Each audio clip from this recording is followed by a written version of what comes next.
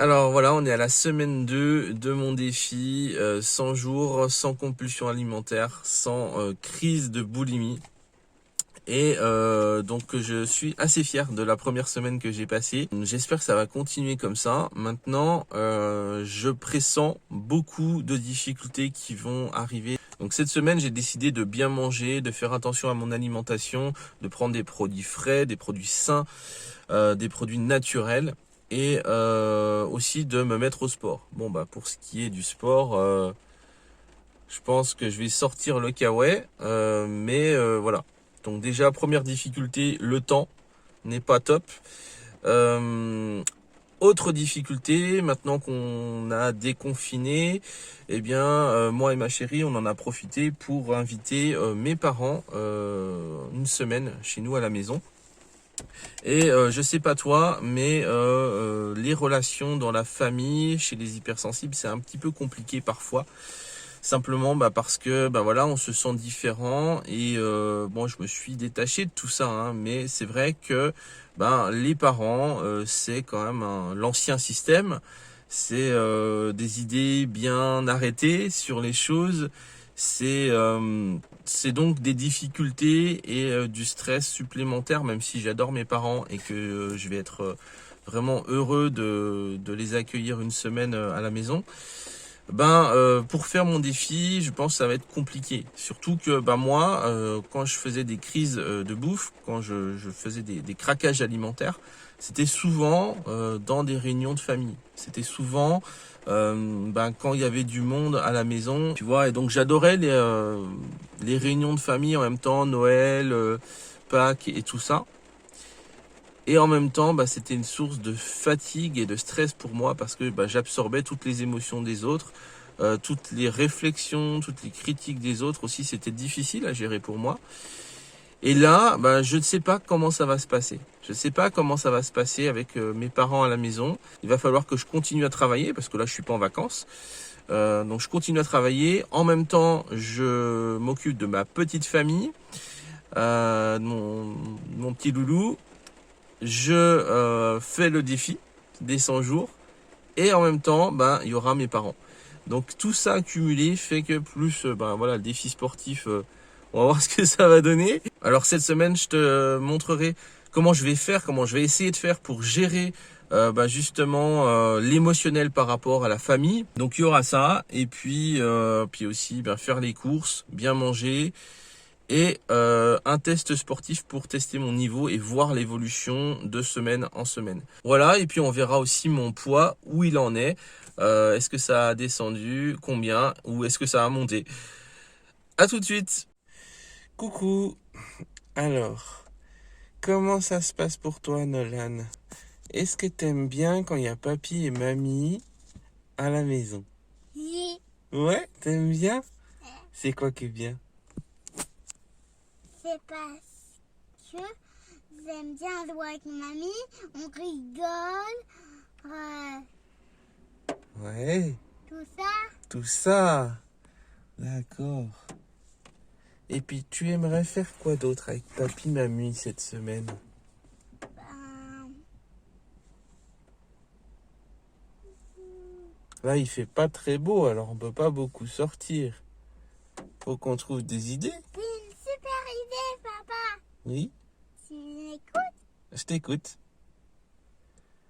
Ben, euh, ben, ben, quand il faudra super beau et qu'on aura plus de pluie et qu'on aura beaucoup de soleil, ça te dira, ça te dira de jouer au ballon, de jouer au toboggan, de jouer à cache-cache,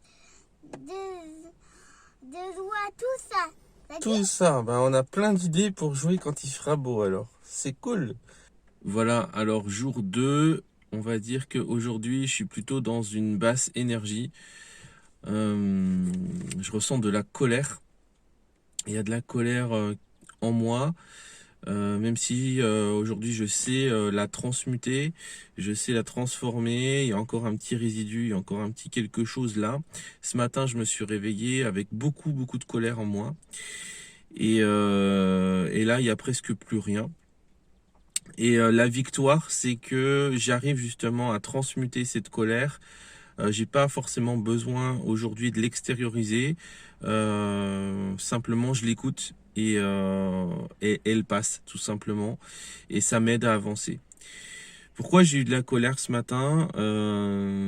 Au départ, tu sais pas forcément pourquoi. Juste, t'accueilles ce qui se passe dans ton corps. Et en fait, je me suis réveillé énervé et en colère et un peu bougon. Parce que voilà, il y a mes parents à la maison et je peux pas finalement travailler comme je voudrais. Ça demande une grosse organisation pour à la fois faire en sorte que mes parents se sentent bien, partager du temps en famille, m'occuper de mon fils, faire en sorte que ma femme ne fasse pas tout à la maison, et puis mener mon activité aussi parce que je suis pas en vacances.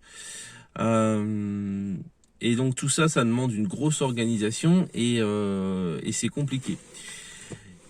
Et ce matin, voilà, je me suis réveillé avec de la colère à l'intérieur de moi, de l'énervement, de la frustration. Et ce truc-là, j'ai réussi à le transformer parce que simplement, je me suis écouté. Et tu vois, si tu as de la colère, ça veut pas dire forcément que tu détestes quelqu'un. Ça veut simplement dire qu'il y a un problème de territoire. C'est souvent ça, c'est souvent des problèmes de territoire. Que ce soit dans le couple ou ailleurs, ou dans la famille, ou dans le travail, dans une équipe. S'il y a des conflits, s'il y a des difficultés et de la colère et des tensions, souvent c'est un problème de territoire dans le sens où voilà, on a tous un espace à nous. Et quand cet espace est un petit peu réduit, empiété, bafoué, pas respecté, forcément, normalement, si vous vous respectez, si vous vous aimez suffisamment, ça doit générer une forme de colère à l'intérieur de vous. La colère, elle est saine dans le sens où elle n'est pas destructrice, simplement elle vous donne l'information que, attention, là, il y a un problème de territoire. Là, il y a quelque chose que tu ne respectes pas ou que les autres ne respectent pas. Ça te donne l'indication que tu dois protéger une partie de ton territoire, que tu dois poser tes limites. Et souvent, on a été éduqué dans l'impuissance apprise. Tu dois accepter les choses comme elles sont, tu dois te la fermer, tu dois être bien sage, tu dois ne pas faire de vagues. Et on n'a pas appris finalement à poser nos limites sans s'énerver, sans écraser l'autre. C'est soit je fais le paillasson, c'est-à-dire que je m'écrase et c'est les autres qui gagnent et moi je suis pas bien. Soit je fais le hérisson, c'est-à-dire que je montre les pics et je montre les dents et je suis agressif par rapport aux autres et donc ça crée des tensions supplémentaires. T'as juste pas besoin d'être hérisson ou paillasson, tu peux juste poser tes limites tranquillement, calmement et t'affirmer et ça c'est en ton pouvoir, tu vois. C'est ce qu'on appelle l'assertivité. L'assertivité, c'est la capacité à s'affirmer sans écraser l'autre. Et c'est un apprentissage. Au début, on n'y arrive pas toujours. Au début, on va aller un petit peu dans des excès. On va être un petit peu agressif. On va se replier un peu trop sur soi-même. Mais une fois qu'on aura trouvé l'équilibre, l'assertivité, ça va te permettre à la fois de grandir, de respecter ton cadre, ton territoire, et en même temps de composer avec les autres et le monde. Et c'est ce que j'ai fait, j'ai posé mes limites, j'ai exprimé très simplement quels étaient mes besoins, qu'est-ce que j'avais besoin de faire aujourd'hui, et c'est passé super bien. Voilà, mes parents avaient juste besoin d'entendre ce que j'avais besoin de faire, et c'est ok. Et voilà, les limites ont été posées, et tout va bien. Voilà, donc un exemple de comment tu peux transmuter ta colère.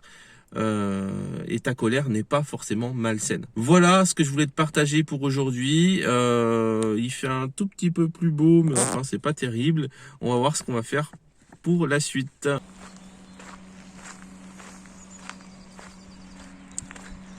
Salut, alors aujourd'hui 6h du matin, test sportif.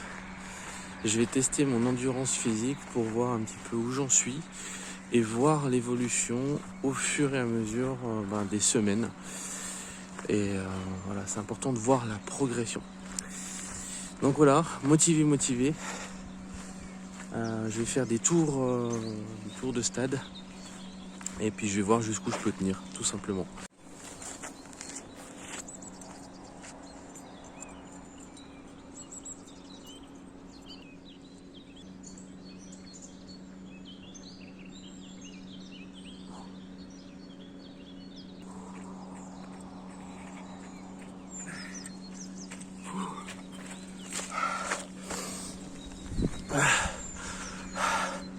Bon voilà, 6 tours, je suis déjà vidé. 6 tours en 8 minutes 40.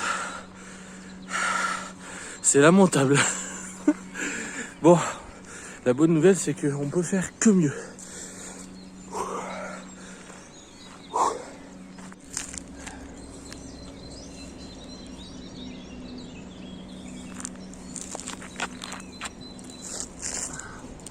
Gainage. C'est parti.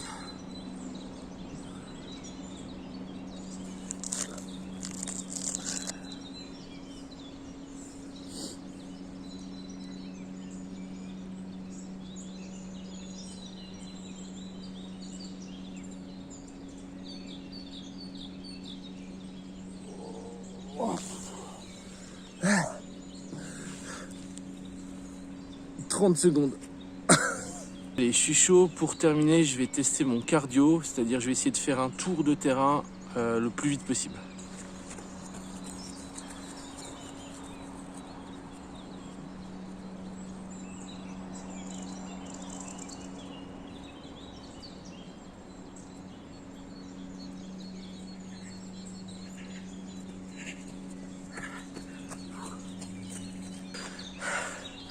« 53 secondes. Voilà. Ce qui est intéressant comme ça, c'est que tu peux mesurer ta progression et ça permet de te rendre compte vraiment de ton niveau réel, sans te mentir, sans te raconter des histoires. Ça demande du courage, c'est vrai, et de l'honnêteté vis-à-vis de soi-même, et de voir en face où tu en es. Et moi, c'est clair, tu vois, là j'ai fait le test. C'est hors de question que je reste dans cet état de performance-là. Je me sens vraiment lourd, je me sens vraiment impotent. Non, c'est juste, tu vois, ce test-là, ça me permet de me rendre compte, même si c'est pas hyper confortable, ça me permet de me rendre compte que oui, je vais faire les choses. C'est une motivation supplémentaire pour faire bouger les choses.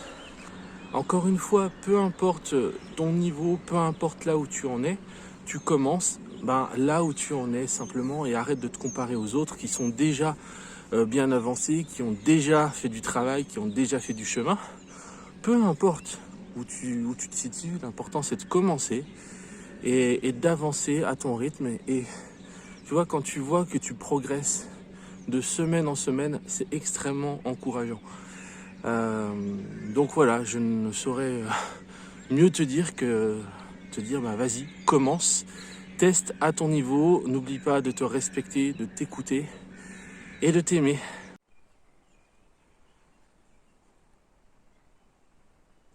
Bon, je suis dans le garage, on est jeudi matin et aujourd'hui, je crois que ça va être la journée la plus difficile de ma semaine. Déjà, je peux vous annoncer que mon objectif est raté en ce qui concerne le fait de manger bien, le fait de manger des produits sains, des produits frais, des fruits et des légumes. Pour cette semaine, ça tombe un peu à l'eau. Parce qu'aujourd'hui, il y a un anniversaire, on va manger du gâteau, on va manger gras. Et puis, cette semaine, il y avait aussi mes parents, donc on s'est fait un petit peu plaisir au niveau de la nourriture. C'était très bon, pas de souci. Mais bon, Du coup, mon objectif de manger bien, manger sain et de réduire un petit peu la quantité, cette semaine, ça va être un peu chaud. Donc voilà, c'est pas grave, j'ai 100 jours pour réussir le défi. Mais voilà, en tout cas, j'ai pas craqué, il n'y a pas eu de craquage alimentaire entre les repas, il n'y a pas eu de craquage la nuit, le soir. Donc ça, je tiens. Maintenant, aujourd'hui, pourquoi je dis que ça va être la journée la plus dure de la semaine, parce que voilà, c'est l'anniversaire de mon petit loulou. Il va y avoir toute la famille qui va arriver. Et va falloir gérer ça émotionnellement. Souvent, ce que j'ai remarqué, quand je craquais, je craquais en famille où je mangeais plein de trucs et je me lâchais et, et voilà. Soit je faisais attention, mais par contre, quand tout le monde était parti, le soir, la nuit, je me relevais et je mangeais, je grignotais des trucs. Donc là, je sais par expérience que ça va être un moment difficile pour moi. Donc c'est là où je vais mobiliser mes ressources pour m'écouter, me respecter et respecter mon défi. Voilà. Bon, là je peux te dire que j'ai pas envie, mais si j'ai raté mon défi alimentation, c'est encore en mon pouvoir d'aller courir pour évacuer justement la pression et puis me sentir bien. Ça c'est en mon pouvoir. Voilà, j'ai une petite demi-heure, je vais pas faire une grosse séance, mais voilà.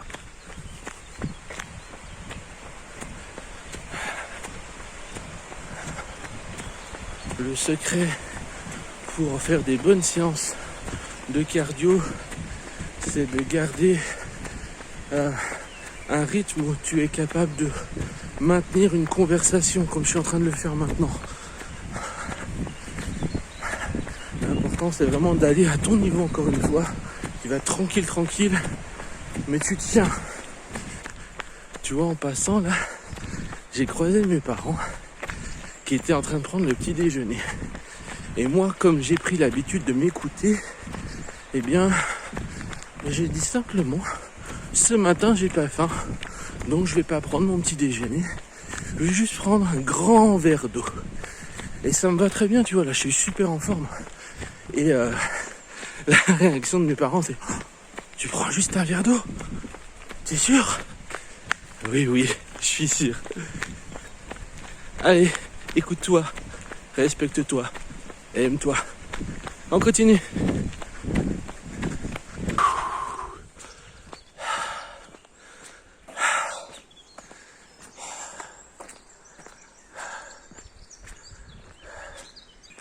Tu vois, quand t'es hypersensible, quand t'es hyper empathe, t'as tendance à sentir l'énergie, l'ambiance, l'intention que dégagent les autres. Et il y a cette fâcheuse tendance du coup à fusionner avec l'univers de l'autre. Et ça c'est très bien, tu vois, dans des relations d'aide, dans des relations d'accompagnement pour être à l'écoute, au service de l'autre, c'est magnifique. Mais ça se fait souvent au détriment de soi quand c'est pas maîtrisé. Et du coup, le risque c'est que tu te perdes en fait dans tout ça et tu sais plus qui t'es et t'arrives pas à poser tes propres limites. Donc c'est ça l'apprentissage, tu vois, de bien distinguer justement en s'écoutant quel est mon univers à moi avec mes propres règles, mes propres lois de fonctionnement, ce que j'ai choisi et quel est l'univers de l'autre. Et ça ne veut pas dire qu'on est séparés les uns des autres. Au contraire, ces différents univers s'interpénètrent les uns les autres, s'enrichissent mutuellement les uns les autres. À partir du moment où tu arrives à t'enraciner et à ancrer profondément tes limites. Voilà. C'est ça le travail qu'il y a à faire pour être à la fois hypersensible, empathe et ne pas en pâtir. Si tu as envie d'en savoir plus sur moi, d'avoir plus de conseils, voir un petit peu les coulisses de mon défi, parce que je peux pas tout te montrer là sur YouTube, ce serait trop long.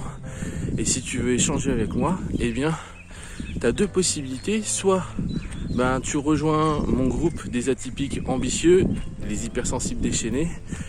Donc c'est un groupe privé Facebook où je te partage plein de petits trucs. Et c'est un groupe gratuit, donc tu peux aller voir en description. Ou alors, si tu veux vraiment profiter de la quintessence même de tous mes conseils, tout ce que je te partage et ne rien rater, eh bien il y a la lettre privée qui est également en description et qui est également gratuite.